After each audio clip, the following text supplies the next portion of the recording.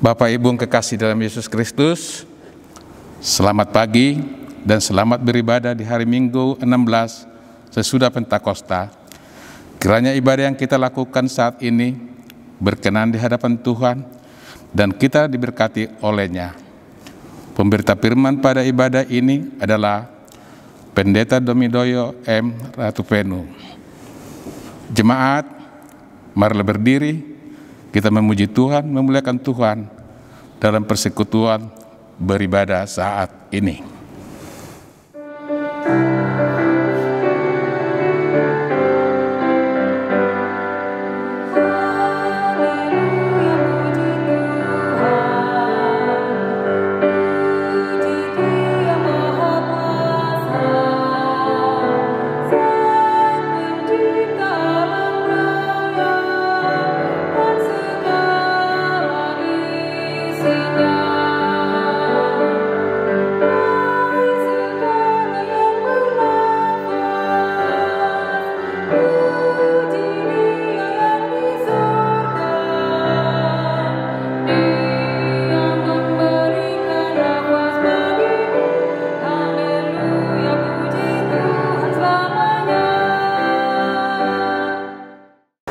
Pertolongan kita adalah dalam nama Tuhan yang menjadikan langit dan bumi.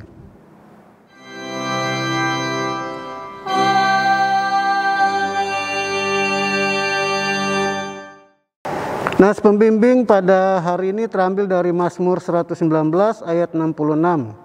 Ajarkanlah kepadaku kebijaksanaan dan pengetahuan yang baik, sebab aku percaya kepada perintah-perintahmu.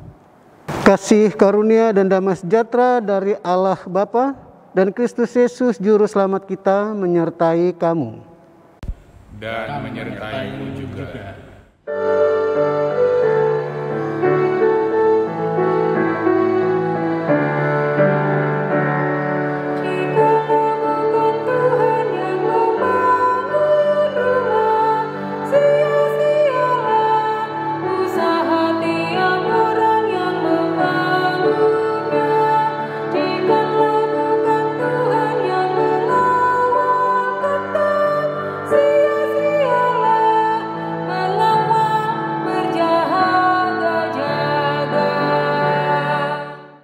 Dipersilakan duduk.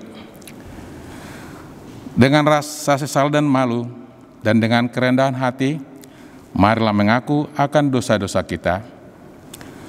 Ya Allah, kami menyadari dan mengaku bahwa sesungguhnya dosa pemberontakan kami banyak di hadapan-Mu, dan dosa kami bersaksi melawan kami.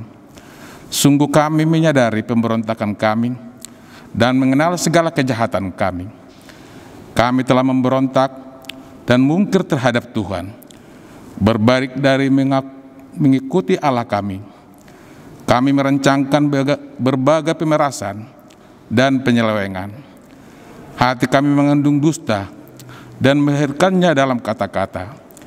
Karena itu, kami mohon kepadamu ya Bapa, ampunilah segala dosa pemberontakan kami. Baharuilah kami, supaya kami layak menjadi anak-anak-Mu. Inilah pengakuan kami. Dengarlah ya Tuhan.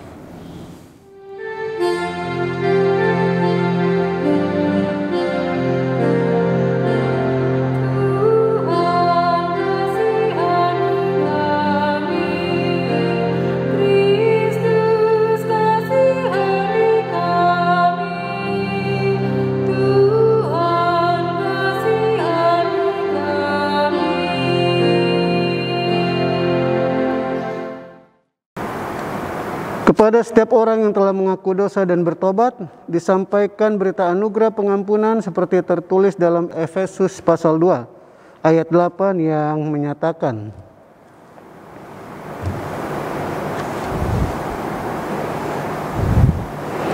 sebab karena kasih karunia kamu diselamatkan oleh iman, itu bukan hasil usahamu, tetapi pemberian Allah.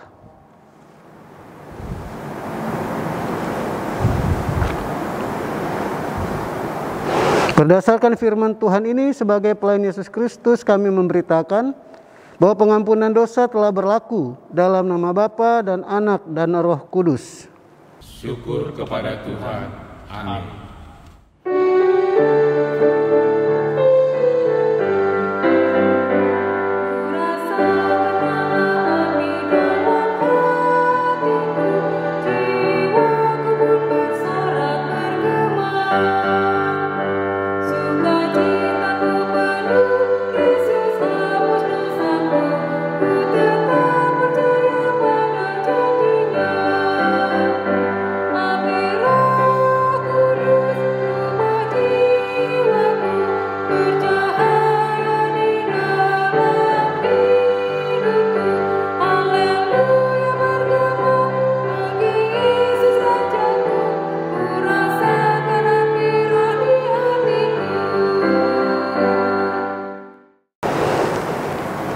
Umat sekalian, mari kita berdiri untuk mendengar perintah hidup baru seperti tertulis dalam kitab Yakobus 1 ayat 22 sampai 25 yang menyatakan,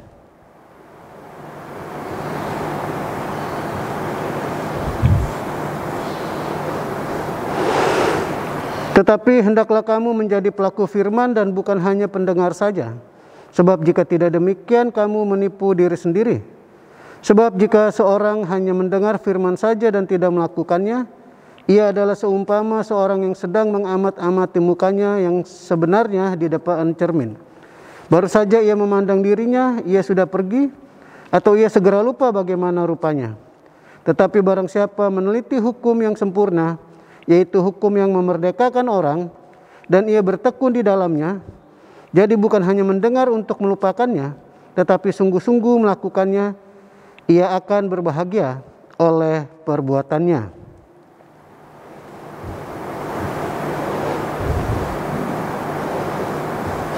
Roh Kudus menolong kita mewujudkan kemuliaan Allah dalam seluruh hidup dan kesaksian kita di dunia.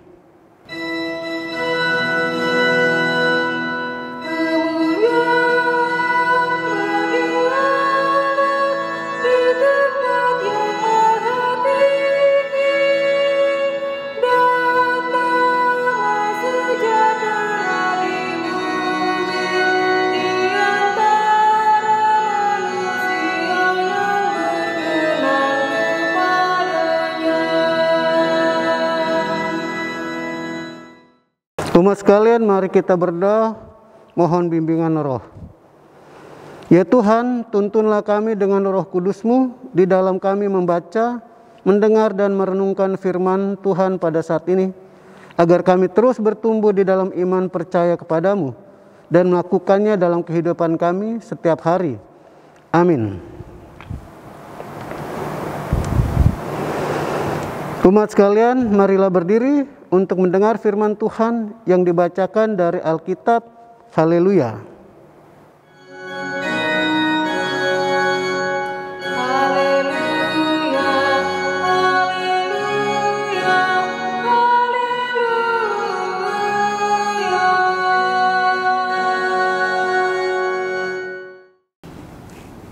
Jemaat yang dikasihi Tuhan Yesus Kristus,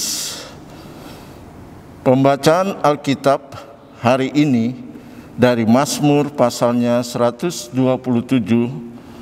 ayat 1 sampai 5. Mazmur pasal 127 ayat 1 sampai 5 yang menyatakan,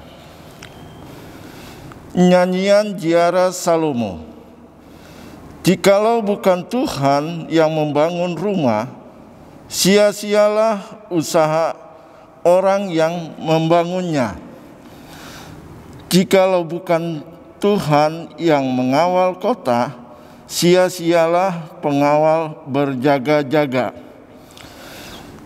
Sia-sialah kamu bangun pagi-pagi dan duduk-duduk sampai jauh malam, dan makan roti yang diperoleh dengan susah payah, sebab ia memberikannya kepada yang dicintainya pada waktu tidur. Sesungguhnya anak-anak lelaki adalah milik pusaka daripada Tuhan, dan buah kandungan adalah suatu upah. Seperti anak-anak panah di tangan pahlawan, demikianlah anak-anak pada masa muda. Berbahagialah orang yang telah membuat penuh tabung panahnya dengan semuanya itu. Ia tidak akan mendapat malu apabila ia berbicara dengan musuh-musuh di pintu gerbang. Demikian pembacaan Alkitab. Hendaklah firman Tuhan dengan segala kekayaannya diam di dalam hatimu, dan ucaplah syukur kepada Allah.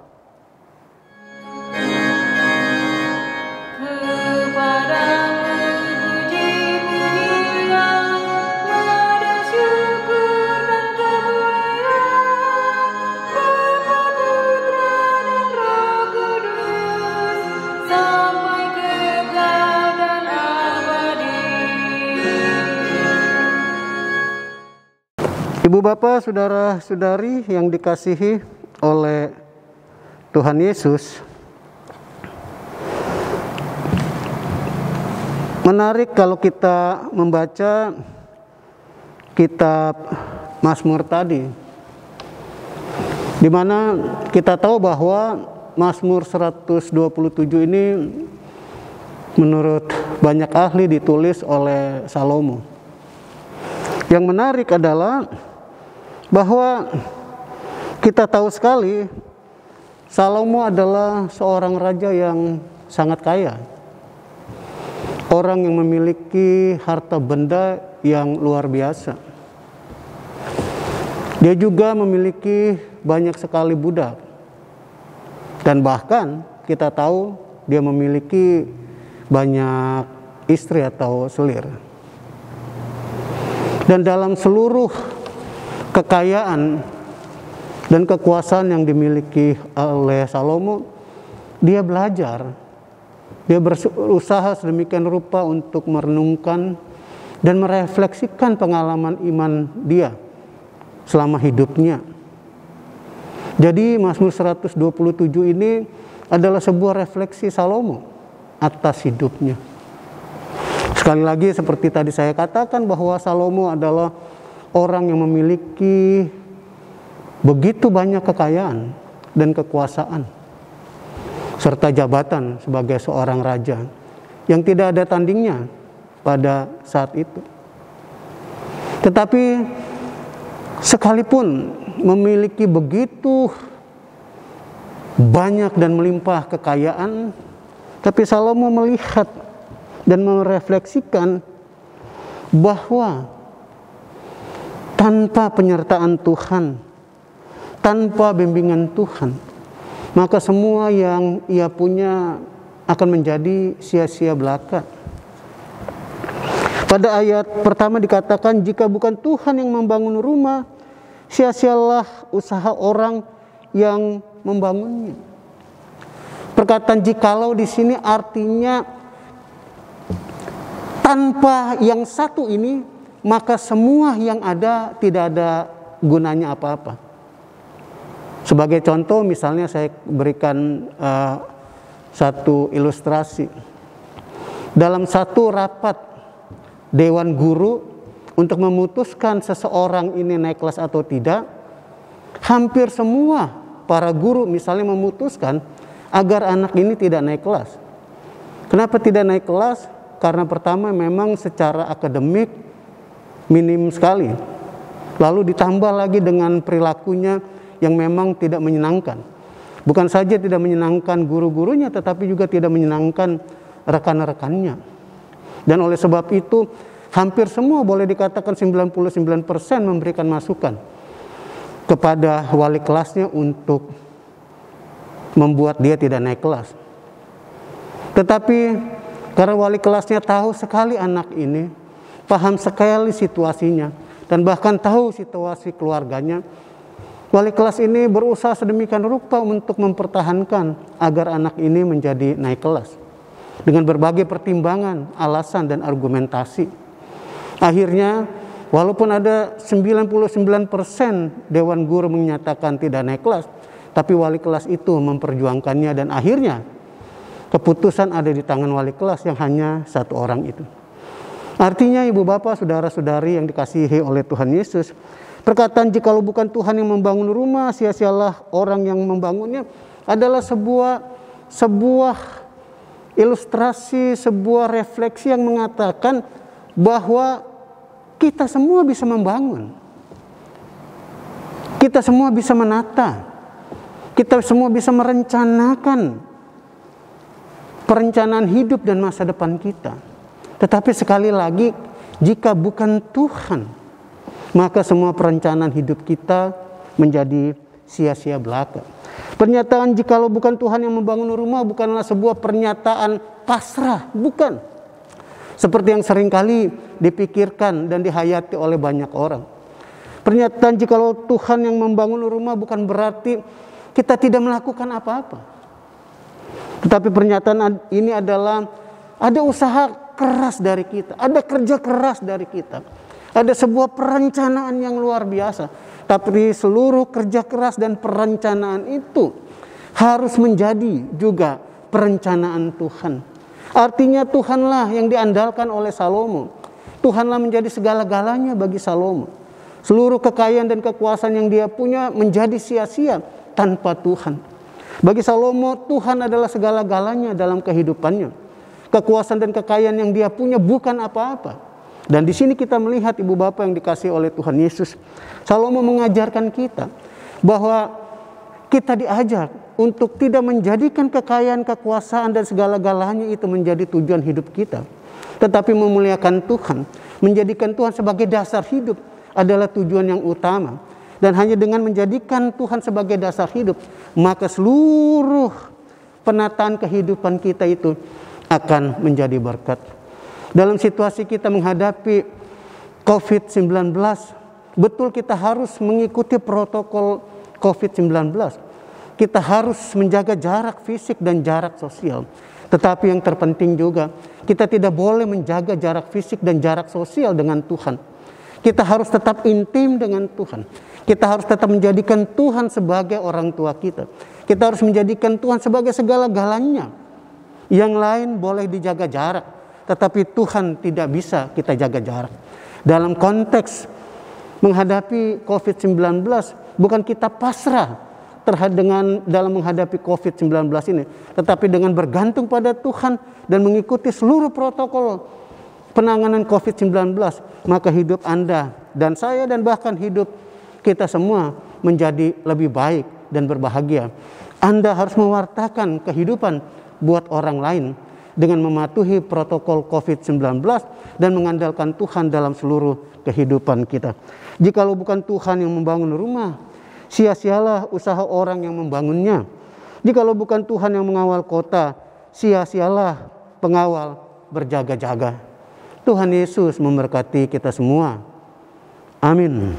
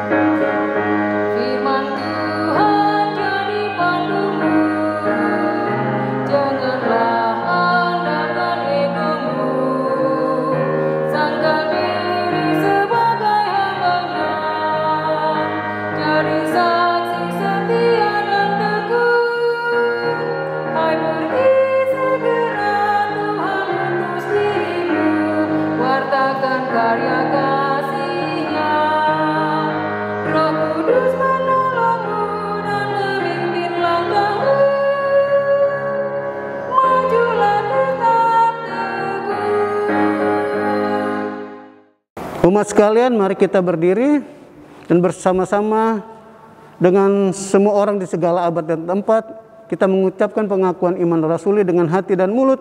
Hendaklah masing-masing berkata, aku percaya kepada Allah, Bapa yang Maha Kuasa, Khalik langit dan bumi, dan kepada Yesus Kristus, anaknya yang tunggal Tuhan kita, yang dikandung daripada Roh Kudus, lahir dari anak darah Maria, yang menderita di bawah pemerintahan Pontius Pilatus, disalibkan, mati dan dikuburkan, turun ke dalam kerajaan maut. Pada hari yang ketiga bangkit pula dari antara orang mati, naik ke surga, duduk di sebelah kanan Allah, Bapa yang Maha Kuasa, dan akan datang dari sana untuk menghakimi orang yang hidup dan yang mati. Aku percaya kepada Roh Kudus, gereja yang kudus dan persekutuan orang kudus, pengampunan dosa, kebangkitan daging, dan hidup yang kekal. Umat sekalian, dipersilakan duduk. Umat sekalian, mari kita berdoa syafaat. Tuhan Bapa di dalam surga, kami bersyukur kalau pada saat ini kami bisa beribadah dan mendengarkan pelayanan firman-Mu, di mana kami diajak untuk menjadikan Tuhan sebagai dasar hidup kami, untuk menjadikan Tuhan sebagai segala-galanya dalam kehidupan kami. Segala yang kami miliki, segala kuasa yang kami punya, tidak punya arti apa-apa tanpa Tuhan berada di dalamnya.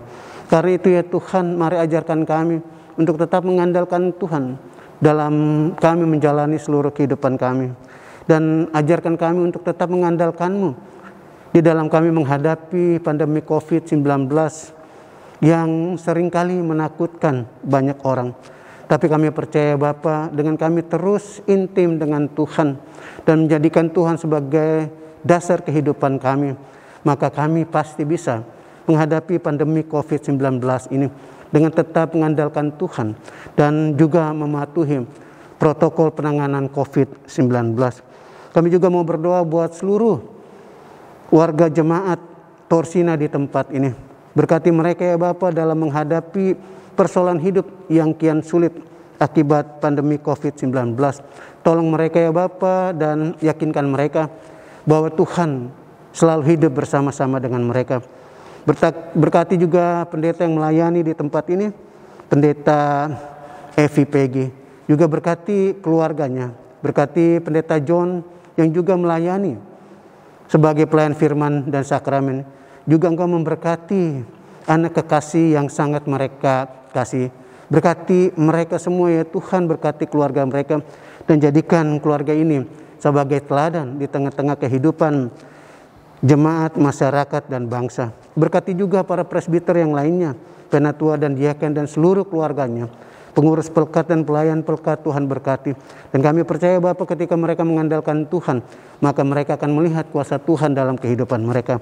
Kami berdoa untuk GPIB dalam mempersiapkan untuk persidangan sinode tahunan dan juga persidangan sinode. Berikan hikmat akal budi kepada majelis sinode, juga semua orang yang terlibat di dalamnya.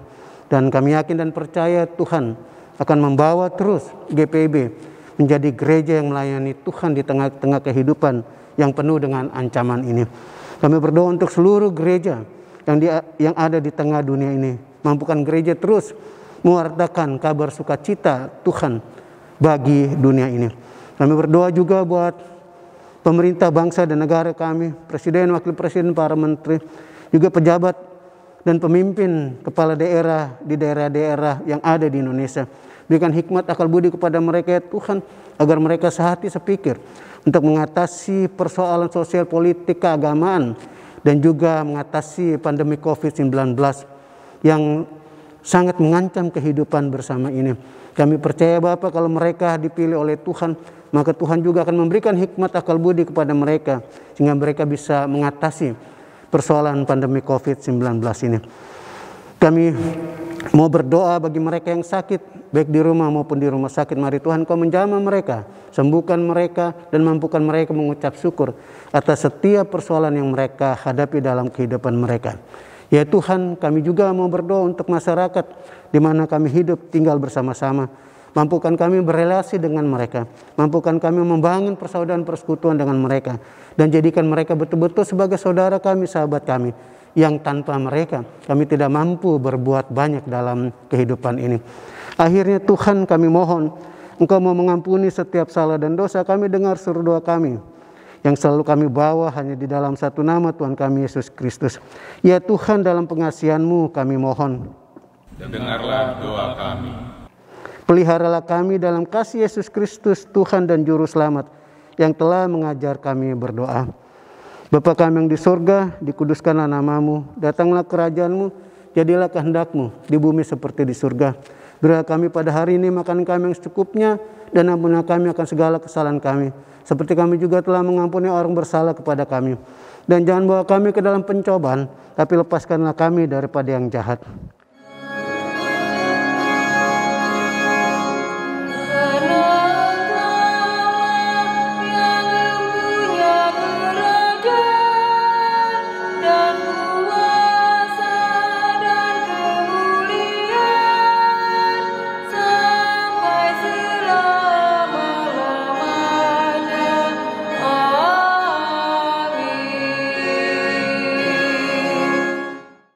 Jemaat, marilah kita mengucap syukur kepada Tuhan dengan memberi persembahan kepadanya.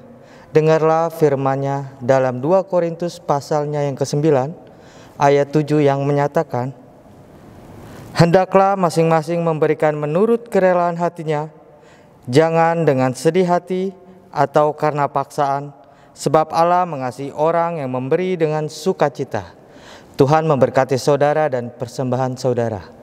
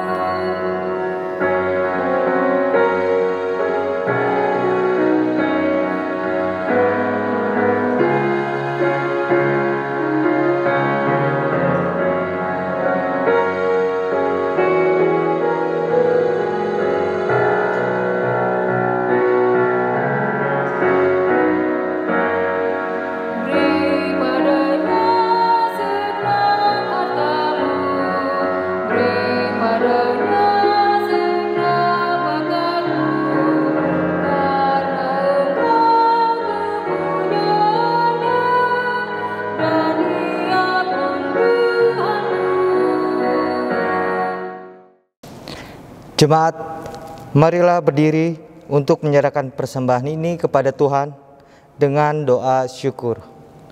Mari kita berdoa. Ya Allah, kepadamu kami memberi persembahan sebagai tanda syukur dan penyerahan diri serta hidup seutuhnya untuk kemuliaan-Mu. Kuduskan dan berkatilah ya Tuhan, agar berguna untuk pelayanan kasih dan keadilan serta pembangunan jemaat. Amin. Umat Tuhan, terimalah dan alamilah damai sejahtera Tuhan di dalam kehidupan sehari-hari dan senantiasa melakukan firman Tuhan yang telah kita dengar.